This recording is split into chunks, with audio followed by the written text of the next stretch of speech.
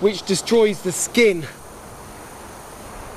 And the pain is supposedly severe and instant.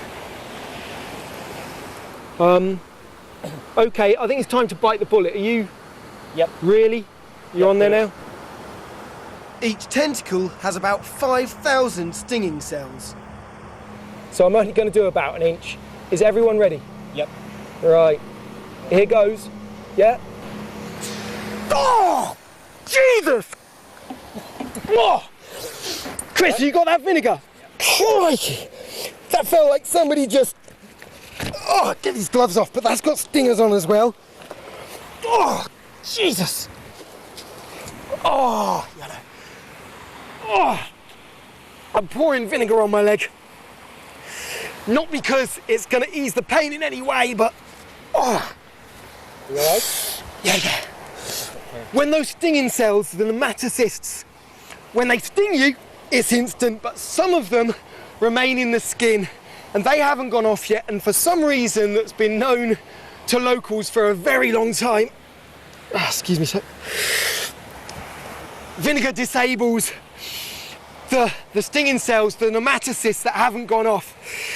A bit like dealing with an unexploded bomb.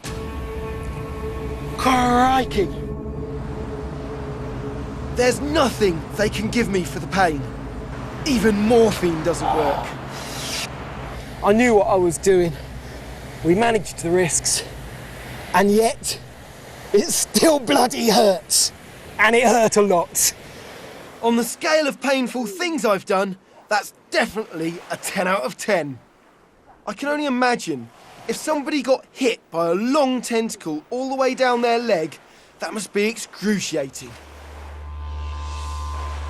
After yesterday's encounter, going for a swim is the last thing on my mind.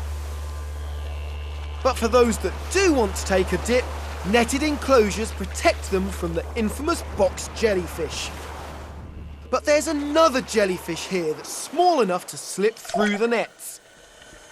When it's around, there's no swimming outside or inside the enclosure. It's known as the irukandji, and it makes the pain from a box jellyfish seem like a walk in the park. In 2001, it closed the beaches for 6 whole weeks. About 4 weeks in, there was incredible pressure to open the beaches. You opened the beach, 5 minutes later, someone got stung. 5 minutes. Literally the first person back in the water. So it is a real and present danger. Absolutely. I mean, we're getting better at predicting when it happens, but it is a real and present danger for certain days through the season. Let's jump in the water, go and have a look. I'm going to put a wetsuit, boots and gloves on. It's up to you. I've been nailed 11 times. I had no urge to go back to hospital, but I'd really suggest you put them on. Doesn't take much thinking about, really, does it? I'm really looking forward to seeing this jellyfish, because until recently it was a mystery to science. There's no mad rush, but when you're ready... That's one leg. Now, I hate to make a really stupid comment, but you've got it on back to front. No! Okay, start again. Well, the jellyfish will be gone before you're ready.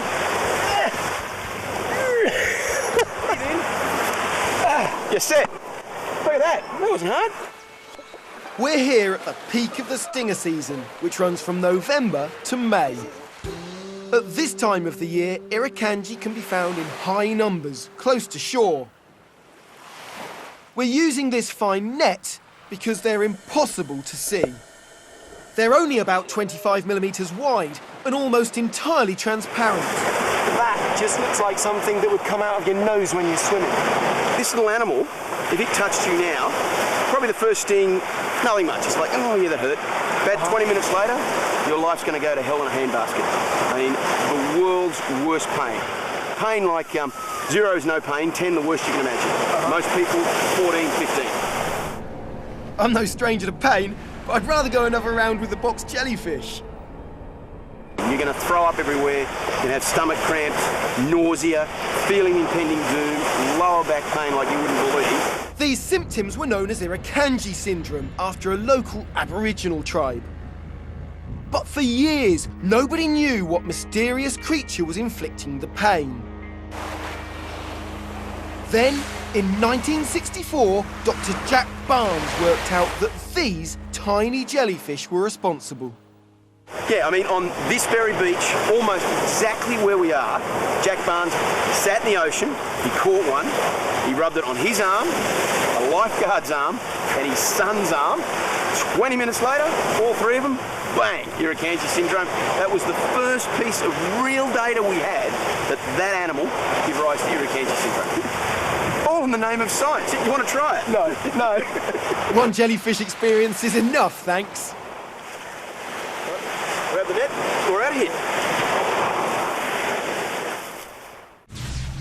They say we learn more from our failures than we do from our successes.